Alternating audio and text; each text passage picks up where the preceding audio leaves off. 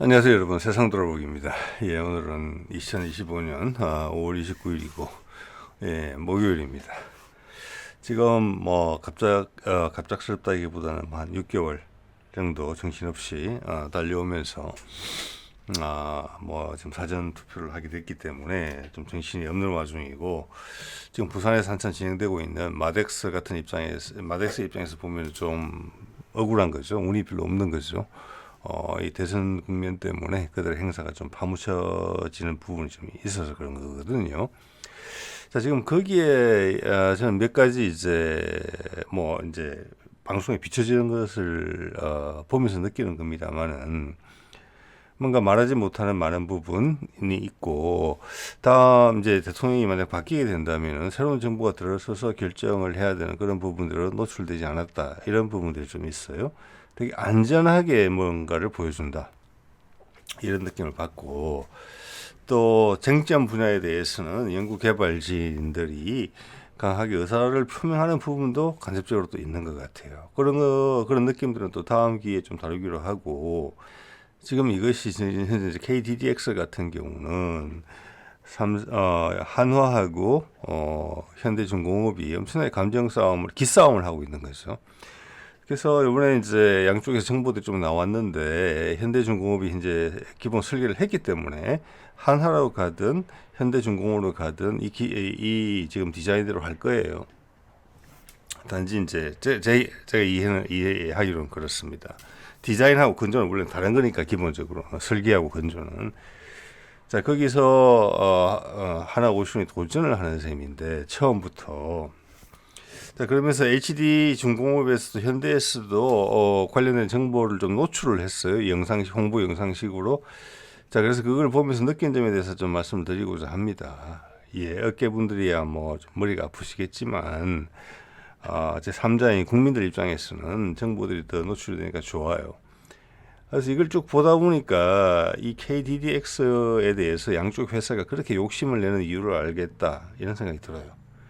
자, 이거 이제 호위함급을 우리가 충남급, 뭐 대구급부터 시작했지만 본격적으로 우리가 국내 디자인 모든 걸 국산화하고 있잖아요. 예를 들어서 센서류, 레이더부터 전투체계까지, 그런 무장까지 이제 하고 있는데, 그것의 활용 점정이 KDDX다. 명실공히 서방 동방을 가리지 않고 세계 최고의 구축함을 만들겠다, 모든 면에서. 이게 상징성이 부각되는 그런 함정이다, 라는 것을 제가 이제 현대에서 지금 공개된 자료를 보면서, 제가 또 그간 쭉 다뤄왔지 않습니까? 그걸 보면서 느꼈습니다. 그러면서 이것을 설계할 때 우리가 정말 그것을 노리고 그랬구나, 모든 면에서. 그래서 한화나 현대는 이것을 양보하고 싶지 않을 것 같다. 이 세계 최고 수준의 차세대 함정을 누가 건조하느냐, 그 실적을 누가 가지고 싶으냐, 대표성을, 이런 데 싸움이 좀 치열하다는 게 당연하다, 이런 생각이 들게 됐고요. 그래서 오늘 제목으로는 이 함정에 대해서, 어차피 이것은 군함이니까 공격의 목적이고, 기본적으로는 함대 방공의 임무를 가장 먼저 우선적으로 수행해야 되고, 거기다 당연히 대잠도 있고, 당연히 타격력도 부상이 돼야 되죠. 예. 그래서 오늘은 이제 가장 기본이 되는 능력이라고 봐지는 방공 능력, 그 방공 능력의 핵심 중에 하나가 대공 미사일을 어디까지 장착할 수 있느냐. 왜냐하면 센서류 자체가 계속 좋아지고 있기 때문에 동시 대응 능력, 이런 것들이 더 뛰어나요. 그럼 예전에 여러 척이 하던 것을 한 척이 할 수 있어요. 그런데 거기에 물리적인 제한 요인이 뭐냐면은, 내가 내 레이더가 탐색하고 추적할 수 있는, 그리고 교전할 수 있는 적에 대한 능력이 늘어나고 있는데, 그것을 부응하려면 물리적으로 내가 대공 미사일을 많이 보유하고 있어야 되잖아요. 이게 상대방이 요즘 항공기라기보다는 주로 대함 미사일이 되겠죠. 그래서 그걸 기준으로 KTDX를 좀 살펴보게 됐는데, KTDX 디자인이 이렇게밖에 될 수 없었구나. 여러 새로운 요소들을 최적화해가지고 만들어 놓은 디자인이구나. 자, 이런 걸 여러분한테 좀 전달드렸으면 좋겠다는 생각까지 미쳤습니다. 네, 한번 해보겠습니다. 자, 이게 지금 알레이버크급의 대표적인 아마 2A, 플라이 2A 정도 되는 것 같아요. 이게 이제 주력 함정이죠. 예. 자, 여러분 생각하셔야 될 게 알레이버크급이 1991년도에 데뷔를 했습니다. 그때는 최신 함정이었죠. 지금은 몇 년입니까? 2025년이에요. 35년이 지난 함정이에요. 그래서 지금 뭐 플라이 30도 나오고 하지만 그것은 주무알트급이 실패를 했기 때문에 어쩔 수 없이 나오는 거고, 또 향후 어떤 구축함으로 가야 될지 미국이 지금 갈피를 못 잡고 있는 상황이기 때문에 지금 그렇게 된 것이거든요. 그러면 이 함정에 이건 비싼 거예요. 탐색 능력, 대응 능력, 공격 능력이 조화롭게 돼야 되는 부분이 있는 겁니다. 일단 제가 드리고 싶은 말씀 핵심은 이것의 플랫폼 자체는 수십 년 지났다. 이것을 최신 함정이라고 부르면 안 된다. 이제부터 이런 그림을 볼 때는 얘가 이런 점이 부족하구나라고 생각을 해야 된다. 이런 말씀을 드리고 싶은 거고요. 우리 KDDX는 그런 부분들에 대해서 새로운 지향점을 제시했다. 지금도 무슨 이지스함, KDDX를 한국형 국산화된 이지스함 이렇게 소개한단 말이에요. 그런 소개도 지금 기한이 얼마 안 남았습니다. 일단 이걸 딱 보시면 어떤 느낌을 받으셔야 되느냐 하면은 레이더 반사파가 엄청나게 많겠구나 이런 느낌을 받으셔야 돼요. 또한 이제는 A사 레이더가 일반화됐기 때문에 뒤에 보시면 느끼시겠지만 여기에 들어가는 폐사 방식의 레이더가 거의 함교 밑에 붙어 있거든요. 즉 이게 무겁다는 거예요. 저기는 냉각 장치 등등 많은 무게를 차지하는 부분이 있어요. 그래서 함교 위로 올리지를 못하고 함교 밑으로 내려와 있는 겁니다. 무게 중심을 낮은 대로. 자, 이런 부분들은 우리가 KDDX로 가면서 이미 충당급에서 실현했다시피 통합 마스터가 되면 가급적 높은 데 올리고 싶어 해요. 왜? 레이더가 높이 있으면은 지구의 공면이라는 거 아시죠? 지구가 둥글잖아요. 그래서 레이더는 직사로 가고. 그래서 레이더가 직사로 근접 거리에서 그래서 시스키밍 미사일이 날라오는 겁니다. 30km밖에 못 봐요. 조금이라도 레이더가 높은 데 위치하면 조금이라도 멀리 보는 거예요. 위험을. 그래서 기본적으로 높은 데 설치하는 게 기본이에요. 그런데 왜 스파이 1D 폐사 방식의 레이더는 왜 밑에 붙어 있느냐. 불리하게. 이거 높이 3배 정도까지는 올라가야 되는데 우리 KDDX나 충당급을 보면은 무게 때문에 그렇다. 근데 저기가 보면은 함교 밑에 보통은 전투 정보실이 들어있는 곳이에요. 배의 가장 핵심적인 역량이 구축된 곳이고 제일 보호를 많이 해야 되는 공간이거든요. 소중한 공간이죠. 거기 공간을 엄청 잡아먹어요. 그리고 제가 뒤에 말씀드리겠습니다만 레이더가 저렇게 낮게 배치됨으로 인해서 다른 구조물들이 레이더보다 높이 올라올 수가 없게 돼 있어요. 왜? 레이더에 방해를 주니까. 그러면서 이 큰 배를 공간을 제대로 활용하지 못하는 측면이 있었다라는 것을 KDDX 디자인을 보시면 여러분이 느끼시게 될 겁니다. 예. 자, 이것이 알레이버크급이고 155m에 길이가 155m, 폭은 20m고 만재가 9,600톤, 만톤 정도 되는데 우리 KDDX가 계속 커져요. 언니들이 디자인이 완성될 거잖아요. 이번에 이제 HD 중공업에 나온 자료를 보면서 제가 또 업데이트를 하다 보니까 길이도 길어지더라고요. 또 156m에 폭이 20이에요. 이 폭 20이라는 것은 알레이버크급의 거의 기본이에요. 우리 세종이 21, 아마 정조도 21이에요. 예, 이거는 뭐냐면 기본적으로 뒤에 경납고에다가 헬기를 2대를 넣어야 되기 때문에 이것은 기본적으로 20m 넘어야 된다. 즉 20m급이 되면은 뒤에 헬기를 2대 넣을 수 있다가 되는 겁니다. 그렇게 이해하시면 딱 맞아요. 그래서 우리 KDDX가 옛날에는 소형으로 뭐 7,000톤, 6,000톤 이렇게 언급이 됐지만 지금으로 봐서는 제가 봐서는 9,600톤 내지는 10,000톤이 넘을 수도 있다 이런 생각이 드는 거예요. 그게 우리가 생각하는 방식이에요. 자, 오늘 무장을 이야기를 말씀을 드렸으니까 이 무장을 볼게요. 이건 MK41이고 수직 발사관. 우리식으로 따지자면은 KVLS 1과 같은 겁니다. 앞에 32개 있어요. 저 뒤에는 64셀이에요. 그 합이 96셀이에요. 즉 이것을 전부 다 대공 미사일, 여기 같으면 SM2나 SM6죠. 로 넣게 되면 96발의 대공 미사일을 넣을 수 있는 거예요. KDDX는 현재 몇 발이 들어가면 디자인상으로 향후 어디까지 넣을 수 있겠느냐 같은 크기에 이게 오늘의 주안점입니다.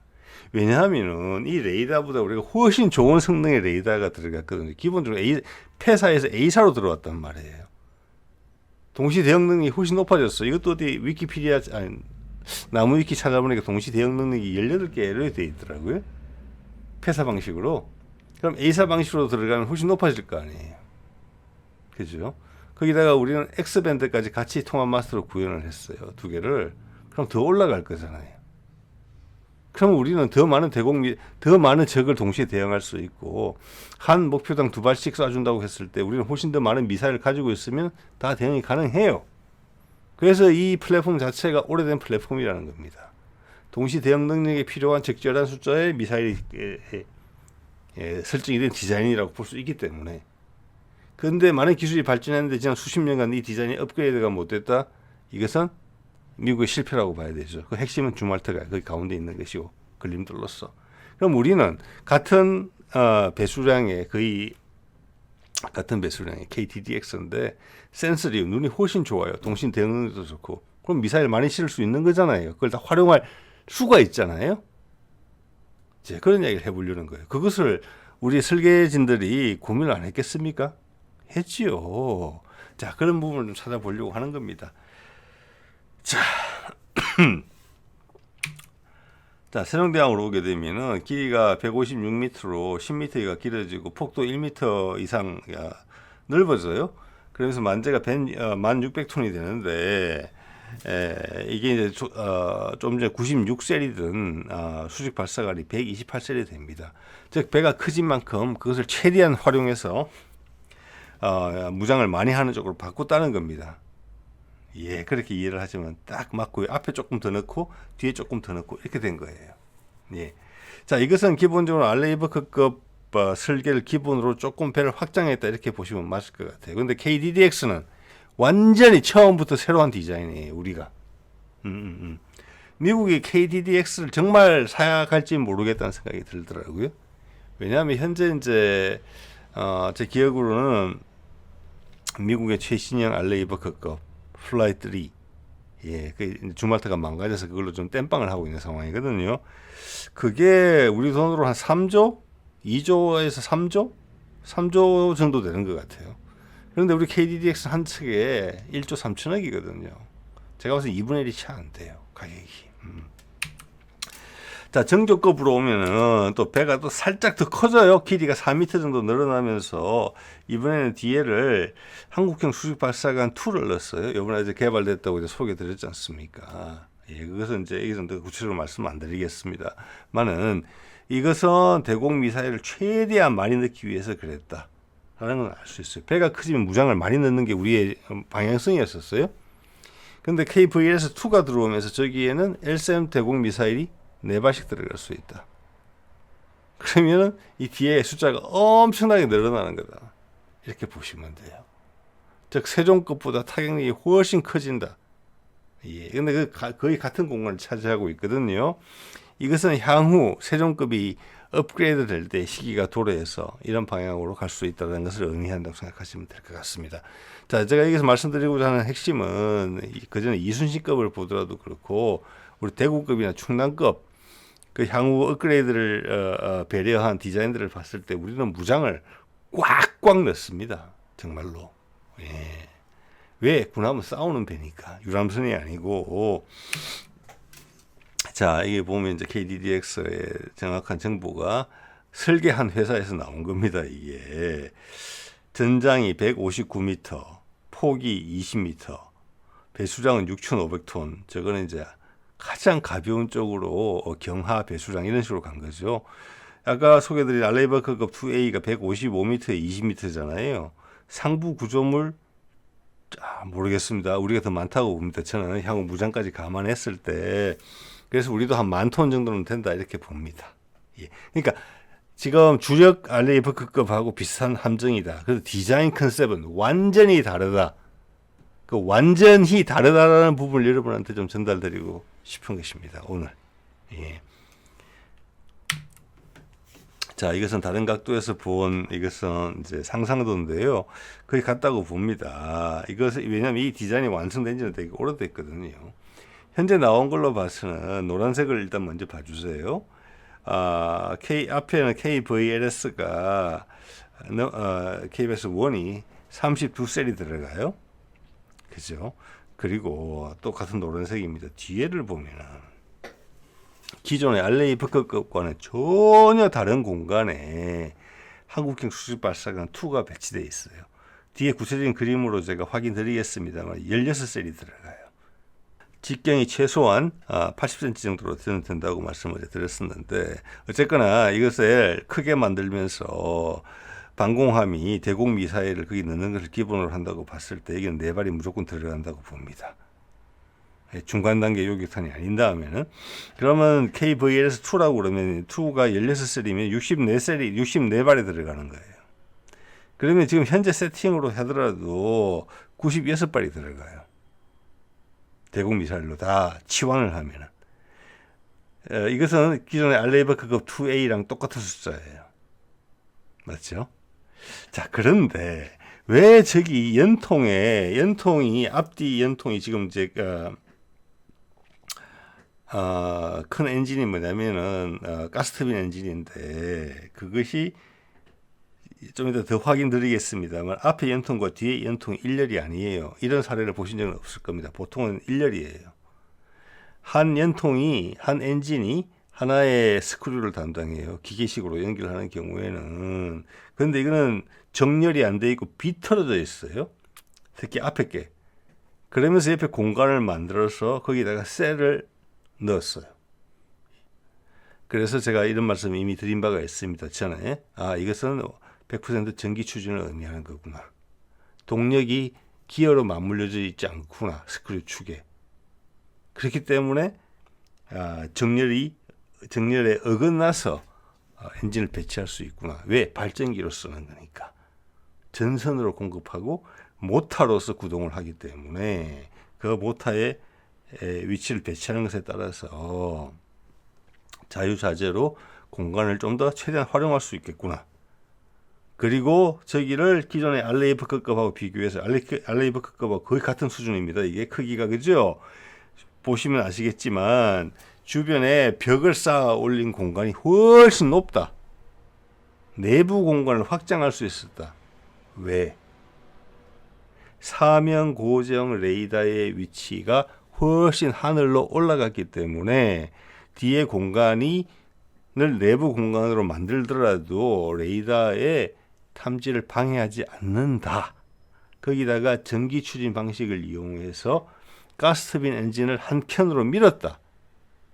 그래서 그 반대쪽에 만들어진 내부 공간에다가 수직 발사관 2를 넣었다. 기존의 알레이버크급에서는 전혀 활용할 수 없는 공간이었는데, 자, 그러면 제가 빨간색으로 동그라미 2개 치신 게 보일 거예요. 자, 관련해서 이제 앞에 빨간 동그라미를 보시자면은 이게 이제 알레이버크급 정도 되면은 MK41 넣는 경우에 앞서 미국 알레이버크 사진도 보셨지만 이 수직 발사관의 상면이 윗부분이 가판하고 높이 같아요. 근데 지금 이 올려놓고 뒤에 근접 방공 체계가 자리를 차지하고 있는데 저기가 상당히 소중한 공간이고 뭐 미국 같은 경우는 그렇지 않지만 우리나라에서는 저 공간을 상당히 소중하게 사용한단 말이에요. 꽉꽉 채워서. 그래서 일단 단을 올렸다는 것 자체는 어제도 말씀드렸지만 한국형 수직 발사관 2는 원에 비해서 길이가 2m 정도 더 길어요. 그래서 정조급도 세종급과는 다르게 저 부분이 튀어 올라와 있거든요. 그러면서 앞에는 수직 발사관 1을 장착을 했단 말이에요. 이것은 향후 저기가 수직 발사관 2가 들어갈 수 있을 거다라는 것을 암시하고 있는 거예요. 그런데 수직 발사관 1도 필요한 존재이기 때문에 제 추정은 지금 근접 방공 체계가 저 함교 위의 공간으로 레이더 바로 밑에 공간으로 좀 옮겨갈 수 있다고 생각을 하고요. 저기에 KVLS2가 한 16셀 정도는 16셀이니까 4개 세트죠. 한 세트가 수직 발사관 2 같은 경우는 4개 셀로 되어 있거든요. 저기에 16셀이 더 들어갈 수 있다는 생각을 지금 하고 있는 것이고요. 이전에 이순신급이나 이런 거의 업그레이드 상황을 봤을 때 그걸 감안해서 말씀드리는 겁니다. 그래서 저기 이제 뒤에 보면 연통을 좀 움직이면서까지도 16셀을 만들어냈는데 너무나 희한한 것이 저 뒤에 헬기 경납고 위의 공간 말씀드렸다시피 이것은 20m예요. 20m 길이 폭이. 자 그러면 알레이브크급 같은 경우에도 UH-60 계열을 넣고도 가운데 공간이 남는단 말이에요. 거기다가 많은 숫자의 앞에보다 많은 수직 발사관이 들어가잖아요. 그럼 여기도 그대로 적용시킬 수 있는 거예요. KDDX도 왜 같은 크기니까. 그런데 여기는 수직 발사관이 없거든요. 현재 이 디자인상으로는 저기는 충분히 더 들어갈 수 있다고 보는 거예요. 자, 그렇게 하면 이해가 되죠. 지금 그림에 나와 있는 것만 하더라도 96셀이 돼요. 대공 미사일 기준으로. 그러면 알레이브크급 2A나 3랑 같아요. 근데 거기에 하고 똑같으면 우리 군함이 아니겠죠. 특히나 레이더도 위치가 올라갔고 또 전기 추진을 해서 공간의 활용성도 올라갔는데 같은 숫자의 미사일을 넣을 리가 없습니다. 그래서 최소한의 것만 이게 표시했다. 최대치는 거의 한 150발, 160발까지 들어갈 것이다. 뒤에 정리한 것도 한번 보여드리겠습니다. 네, 그런 생각이고요. 자, 그리고 요것은 요번 사진에 정확히 보이는 것 같습니다. HD중공업에서 보여준 광고에 나와 있습니다. 연통이 왼쪽으로 밀리면서 첫 번째 연통이, 두 번째 연통은 무게 중심에 따라서 가운데 있는 것 같습니다. 첫 번째 연통은 이쪽으로 밀렸어요. 그 빈 공간에다가 KVLS 16셀 4개 세트를 넣은 겁니다. 이것은 알레이브크급에서는 꿈도 꿀 수 없는 노릇이에요. 두 가지 이유 때문에 그렇죠. 첫 번째는 일단 스파이 1D 레이더의 위치가 낮기 때문에 저기에 공간을 올릴 수가 없다. 연통을 무조건 날씬하게 만들면서 가운데로 딱 넣는 수밖에 없다. 레이더를 방해하지 않기 위해서. 네, 그것 때문에 일단 불가능하고, 두 번째는 알레이브크급 같은 경우는 당연히 지금 모든 함정이 다 그렇지만 100% 전기 추진이 아니기 때문에 기계적으로 스크류랑 물려있기 때문에 이 엔진이 정렬이 돼야 된다. 뒤에랑. 예. 왜냐? 다른 데들이 모두 다 그렇거든요. 그러면 여기서 연통을 옆으로 뺄 수 있었던 건 뭐냐? 이거는 전기 추진이라는 것을 강하게 시사하는 것입니다. 나는 전기만 생산하면 된다. 축에 연결이 안 된다. 기회를 통해서. 이겁니다. 그 두 가지가 다 가능했기 때문에 이 알레이브크급이나 다른 어떤 서방, 중국, 러시아 함정에서 사용할 수 없는 공간을 활용을 한 것입니다. 거기다가 대공 미사일을 64발까지 넣을 수 있는 KVLS-2를 16셀 넣었다는 거예요.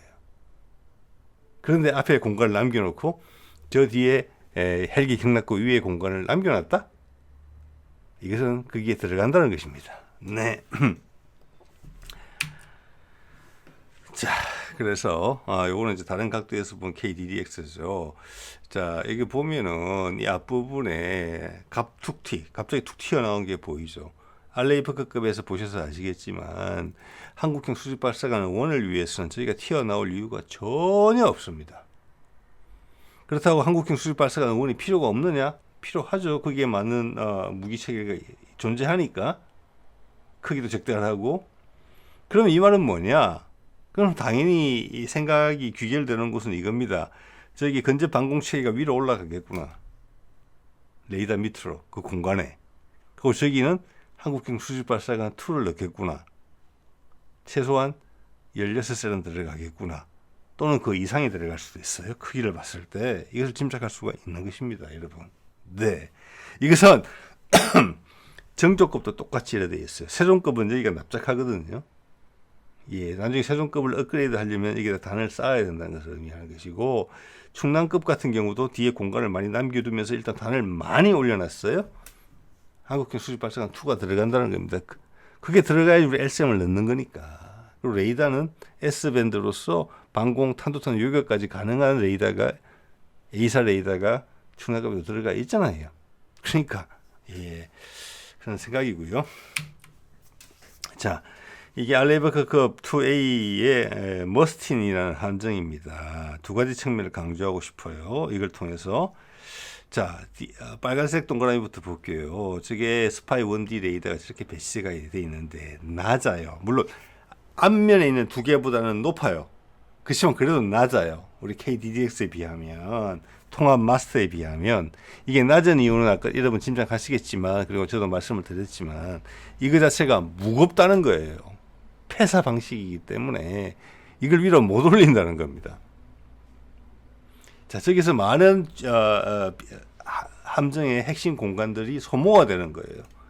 거꾸로 KDDX에서는 저것을 A사 방식으로 바꿨기 때문에 작게 만들어서 여기서 활용하지 못하는 높은 공간으로 올려버렸어요. 그럼 저 공간을 새로 다 활용할 수 있는 거예요. 우리 KDDX에서는 그렇게 생각하셔야 되고, 뒤에 연통의 구조물들이 지나치게 날씬하게 되어 있다는 걸 여러분 느끼실 겁니다.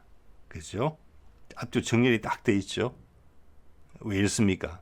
우리는 약간 넉넉하게 돼 있었거든요. KDDX는. 말씀드린 것처럼 이 전파에 방해를 끼치지 않기 위해서 저렇게 되는 겁니다. 그런데 우리는 KDDX는 옆에 저기 구조물을 막 올려가지고 단을 세웠어요. 내부 공간으로 방을 만들어 버렸어요. 그리고 수직 발사관 2를 넣어 버렸어요. 그 이유는 A사 레이더를 바뀌고 통합 마스터로 바뀌면서 함교 위쪽으로 아주 올려버렸다. 레이더 입장에서는 올라가는 게 무조건 유리해요. 그죠? 그래서 여기서는 전혀 사용하지 못하는 연통의 옆 공간을 활용했다. 이런 말씀을 드릴 수 있는 거예요. 그래서 디자인이 그렇게 됐구나. 자, 두 번째는 파란색 동그라미 보시면은 저기는 이제 헬기 경납고예요. 헬기는 경납을 할 때는 이게 폭이 20m라는 걸 여러분 염두에 두셔야 돼요. 날개는 이게 로터는 무조건 접힙니다. 그래서 몸통에 폭만 생각하시면 돼요. 저기 이제 제가 가운데 보이는 부분은 이제 헬기가 이착함할 때 그것을 이제 뭐랄까 관제탑 역할을 해주는 곳이거든요. 그래서 일단 헬기가 들어가면 저 공간은 계속 남는 거예요. 뒤로까지. 왜? 헬기는 날개가 접힌 상태로 몸통 크기로만 들어갈 테니까. 그래서 저기에 알레이브카급도 그렇고 우리 세련급도 그렇고 정조급도 그렇고 저기에 수직 발사관이 빵빵하게 들어가는 거잖아요. 근데 이 크기가 알레이브카급 폭이 20m, KDDX도 이게 20m예요. 헬기도 2대 들어가요. 똑같이. 근데 저 뒤에 공간에 수직 발사관을 배치를 안 했어요. 뭐 다른 걸로 쓸 가능성도 있어요. 다른 용도로. 근데 제가 보기에는 저것은 KVL 수직 발사관을 넣기 제일 좋은 공간이다. 그래서 현재 공개되는 디자인에서는 많은 것들에 대해서 감췄다. 저는 그렇게 보는 시각을 갖고 있습니다. 저기를 활용 안 할 리가 없죠. 앞에 연통을 비틀어 가지고 그 옆에 공간을 만들어서 수직 발사관을 넣는 입장인데 이 뒤에 수직 발사관 넣기에 제일 최적인 공간에다가 아무것도 안 한다? 이해하기 어려운 일 아니겠습니까? 예. 자, 이것은 일본 해자대에서 새로 건조하는 뭐 이지스급 함이라고 보시면 될 것 같아요. ASEV라고. 이게 170에 21m니까 제가 16,000톤이라고 일단 나오는데 170에 21이면은 일단 정조대왕함하고 비슷해요. 그래서 128셀을 넣어요. 우리 정조대왕함은 한 170셀 정도 들어가죠. 우리가 어떤 군함을 만드는 데 있어서의 설계 개념을 우리는 이제 이해하실 수 있으시면 좋겠어요. 이 데이터를 가지고 우리는 일반적 서방의 기준에서 봤을 때 과무장이라고 생각할 정도로 미사일을 많이 넣고 있습니다. 예. 자, 이게 핵심은 뭐냐면은 스파이 7 레이더가 들어가서 최초로 A사 레이더가 들어간 거예요. 여기에. 예. 그랬더니 큰 차이가 뭡니까? 여러분 한번 보십시오. 함교 밑에 붙어 있던 폐사 방식의 스파이 1D 레이더가 함교 위로 올라갔어요. 그런데 아직 제가 봤을 때는 왜냐하면 미국이 그것을 구현하고 있지 못하기 때문에 X밴드까지 포함한 복합 마스터는 아닌 것으로 보여요. 위에 군더더기 많아요. 그렇지만 이렇게 올라갔다는 것은 뭐냐? 가볍다는 겁니다. A사 방식으로 오면서. 그죠? 그런데 이 디자인이 엄청나게 어중간하다는 거예요. 그래서 기존의 틀은 뭐냐면 그냥 알레이브카급 틀이에요. 그걸 좀 길게 만든 거예요. 우리 세종이나 정조처럼. 그런데 레이더가 가벼워졌으니까 위로 올라갔어요. 그런데 그 혜택을 충분히 누리지를 못해요. 여기서 KDDX 디자인을 살펴보신다면 제가 노란색으로 동그라미 쳐놓은 부분이 이제는 더 이상 레이더에 방해가 안 되기 때문에 우리는 덮어서 방어로 만든 거예요. 방어로 만들고 거기다가 미사일 수직 발사관을 넣은 거예요. 강력하게. 자, 또한 이거는 이제 앞뒤 연통이 나란히 되어 있는 걸로 봤을 때 이것은 전기 추진 방식이 아니고 기존의 방식이다라는 걸 알 수 있어요. 우리 KDDX의 설계자들이 이걸 봤다면 엄청 아까워했을 수 있다는 거예요. 되게 하이브리드적인 어중간한 불편한 그런 느낌을 주는 디자인이라는 거예요. 예. 그러면서 가격은 3, 4조 원이에요. 26억 달러예요. 자그마치. 그런데 여러분 예전에 몇 번 말씀드렸습니다만은 이지스함에 보면은 배 가격의 3분의 1 정도가 이제 배를 건조하는 데 들어가는 거고 3분의 1이 무기, 3분의 1이 센서하고 이렇게 레이더하고 무장 전투 체계거든요. 그런데 이게 지금 스파이 7 레이더는 갓 나온 거란 말이에요. 이 비중이 3분의 1이 훨씬 넘어갈지 몰라요. 40에서 50% 갈지 몰라요.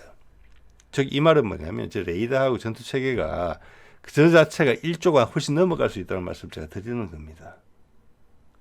근데 우리는 그 가격 1조가 좀 넘어가면 1조 3천억이라는 돈을 가지고 KDDX 한 척을 개발비까지 포함해서 건조를 해요. 그걸 6척 만든다는 거예요. 그러면 KDDX가 제가 설명하는 대로 제대로 나온다면은 그 상업적 경쟁력도 무시무시할 거예요. 배를 몇 척 우리가 확보할 수 있느냐라는 문제에 있어서 큰 차이가 날 거예요. 이거는 미국의 지금 알레이버크급 최신형 플라이 30도 이 정도 비용이 들 거예요. 왜? 스파이 7 레이더 들어갔으니까. 그냥 스파이 7 레이더랑 그것을 활용하는 전투 체계가 우리 KDDX 하나 값이에요.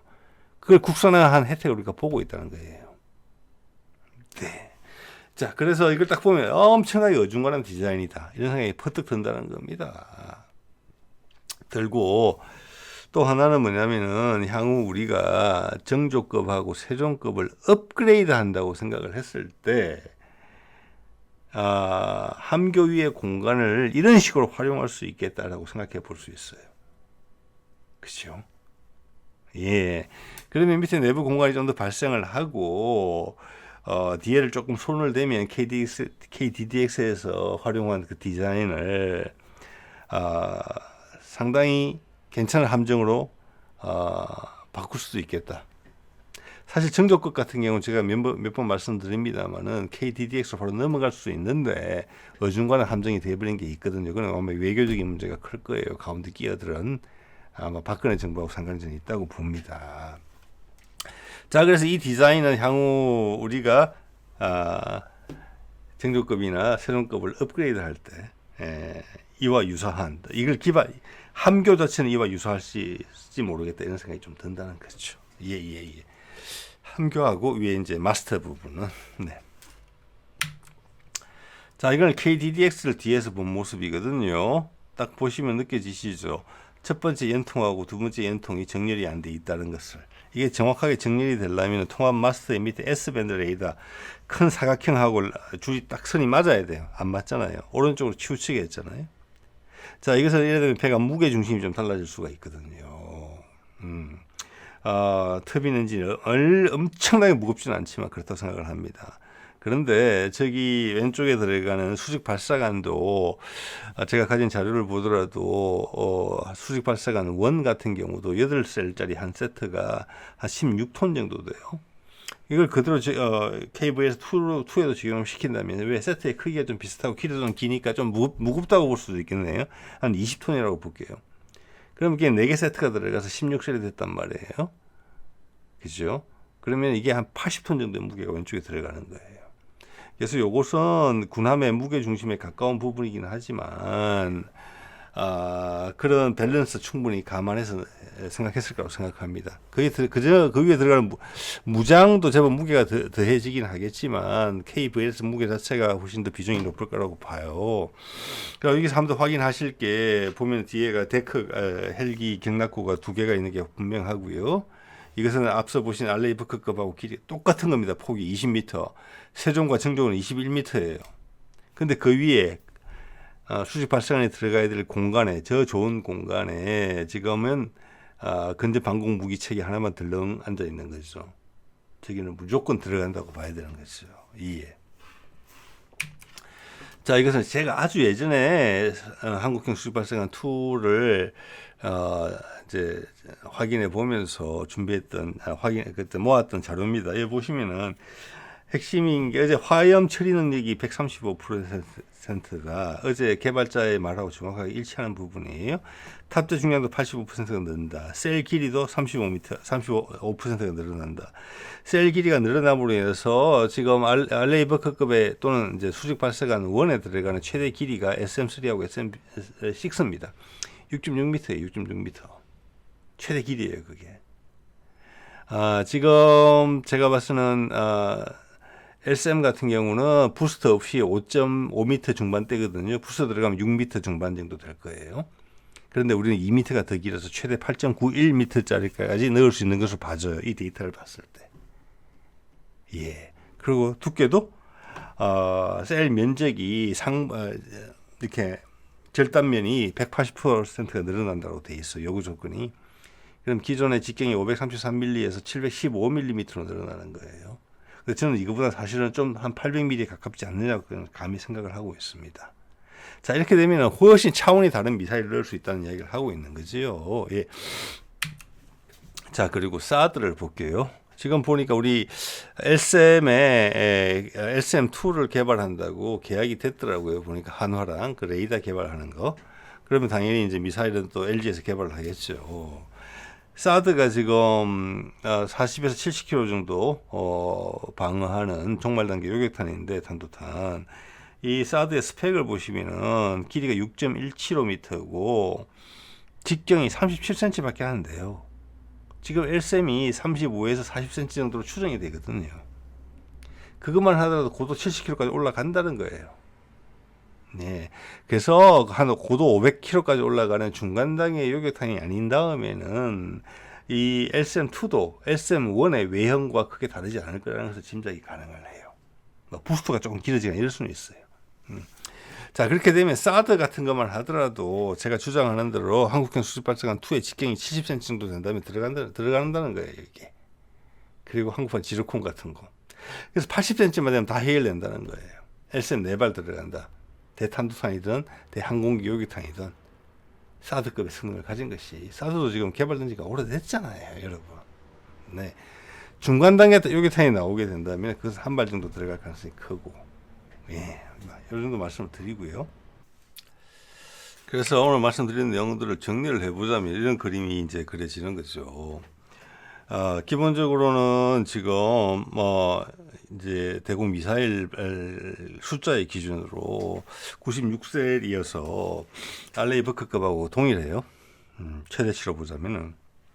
근데 알레이 버크급은 1990년대 초반에 개발된 거고 그 당시 수준의 폐사 방식의 레이더 그리고 교전 능력을 전제로 된 거예요. 배의 크기는 같지만 지금 훨씬 더 개선된 형태의 레이더를 가지고 있어요. A사 레이더 통합 마스터로 탐지 능력도 훨씬 길어지고 동시 대응 능력도 2배 이상 올라갔을 거예요. 예를 들어서 알레이 버커급이 폐사 기준으로 최신형이 18개 동시 대응을 한다 그러면 이거는 40개는 될 거라고 저는 보는 거예요. 자, 레이더는 그렇게 잡고 공격을 할 수 있는데 미사일의 숫자가 1991년도에 대비한 알레이 버커급과 같아서는 안 될 거지 않습니까? 미사일 자체의 성능도 훨씬 좋아졌겠지만 일단 숫자가 더 많아야 될 거잖아요. 동시 대응 능력이 올라간다면 여러분 이해하시죠? 그렇다고 배를 무한정 키울 수 있는 건 아니잖아요. 네. 그런 센서의 영향력 또 해군과 개발자들 계속 이야기를 하겠죠. 국방과학연구소라. 그래서 최적의 조합을 찾은 거라고 봅니다. 이 배를 이보다 더 이상 키울 수는 없다. 이 정도로 하자. 그래서 작은 배 절대 아니에요. 알레이브급이랑 같으니까. 대신 무장은 무조건 많이 넣어야 된다. 그래서 배가 균형이 맞는 거죠. 알레이브급처럼 96발 넣으면 안 맞다는 거예요. 너무 부족한 거예요, 미사일이. 그래서 한국형 수직발사관 2라는 것이 나왔고 그것은 LSM의 스펙과 면밀히 접점을 찾으려고 노력했다. 그리고 우리가 향후 개발하려고 하는 중간 단계 요격탄 그리고 한국판 지르콘 또 한국판 초음속 미사일 램젯 기반의 램젯 기반 스크램젯 기반 그 외에 우리가 생각하는 무기 체계 그리고 잠수함에서 발사할 수 있는 것과의 호환성 하나로 가지고 여러 개를 다 해야 되잖아요. 군사무기는 특히 그래야 되잖아요. 그렇기 때문에 지금 96발로 보여진 것은 초기라고 봐지고요. 제가 빨간 동그라미 친 저기 앞에 부분에는 최소한 KVLS가 16셀, 많게는 24셀까지도 들어갈 수 있다고 봅니다. 여기서 말씀 16셀 정도가 적절할 것 같아요. 들어간다. KVLS 1에 덧붙여서 저는 그렇게 보고요. 저 뒤에 공간, 전혀 활용하고 있지 않는 공간에는 수직 발사관 2, 16에서 24살까지 들어갈 수 있다. 그렇게 보는 겁니다. 예. 자, 이렇게 되면 추가로 한국형 수직 발사관 2가 적게는 32셀에서 많게는 40셀까지 추가로 될 수 있어요. 저는 그걸 설계자들이 염두에 두고 있다. 근데 그게 너무 부담스러워서 공개하지 않았다. 이렇게 봅니다. 자, 한 번 더 말씀드립니다. 연통의 위치를 좌로 옮겨서, 물론 그것은 전기 추진이기 때문에 가능한 것이긴 하지만, 그리고 레이더를 위로 올렸다. 그래서 레이더파에 방해가 없기 때문에 옆에를 연통 높이까지 방을 만들어서 수직 발사관을 넣은 정도까지 했는데 나머지 공간을 유휴 공간으로 내두겠습니까? 승무원들의 편의성을 위해서? 절대 안 그렇게 하겠지, 우리 해군은. 자, 그렇기 때문에 이렇게 해놓고 계산을 해보면 기존의 96발짜리도 96발짜리가 최대 156발까지 될 수 있다. 저게 저는 좀 더 현실적이라고 봅니다. 그러면 레이더 성능이 한 2배 정도 좋아진 거라고. 좋아진 것을 새 합당한 숫자의 미사일 숫자가 되는 거예요. 자, 기존의 세종대왕함이 128, 그리고 정조대왕함이 160이에요. 이 두 함정은 워낙 배 자체가 크기 때문에 향후 한국형 수직발사관 2로 바꾸고 또 한국형 레이더로, 국산 레이더로 위치를 올려서 장착을 하게 되면 이것도 더 늘어날 가능성이 있어요. 그래서 156발 정도를 봤을 때는 기존 알레이브 것보다 한 2배 정도는 더 된다. 물론 각각의 미사일 성능이 훨씬 더 좋습니다.